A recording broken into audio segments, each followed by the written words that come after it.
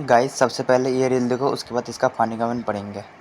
Indian engineers ने जब पुल के पिलर सड़क के बीच में बनाए तो यह ट्रैफिक सुरक्षा के लिए खतरा बन गया। इस समस्या का सबसे तेज और आसान समाधान था पुल के पिलर को ग्रीन बेल्ट के भीतर खिसका देना। लेकिन ऐसा करने से ऊंचे पुल का कैप बीम बहुत लंबा बाहर की ओर निकला, जिससे वह झुककर मुड़ने लगा और डिफॉर्मेशन आ गई। फिर तुम्हें विचार आया कि कैप बीम की मोटाई बढ़ाकर उसकी लोड कैरिंग क्षमता बढ़ाई जाए, मगर इससे कंक्रीट की खपत बहुत बढ़ गई और खर्च बजट से ज्यादा हो गया। इसके बाद तुमने सोचा कि खंभों को और पास पास बना दिया जाए ताकि ऊपर के पुल को सहारा ज्यादा मिले, लेकिन इससे भी समान लंबाई के पुल के लिए खंभों की संख्या बहुत बढ़ गई और लागत फिर से बजट से बाहर चली गई। आखिरकार तुमने खंभों को वापस उनकी मूल स्थिति पर रखा ताकि पुल की स्पैन दूरी फिर से संतुलित हो जाए। फिर खंभों को मेहराब नुमा डिजाइन किया और उन्हें कैप बीम के साथ एक ही ढांचे में डालकर बनाया। इस तरह कैप बीम खंभों को पर्याप्त एक्सियल टेंसाइल फोर्स देगा, जिससे पूरे पुल की संरचना स्थिर और मजबूत बनी रहेगी। बधाई हो, आपने आर्ट शेप्ड पिलर से एक शानदार पुल का निर्माण कर लिया है।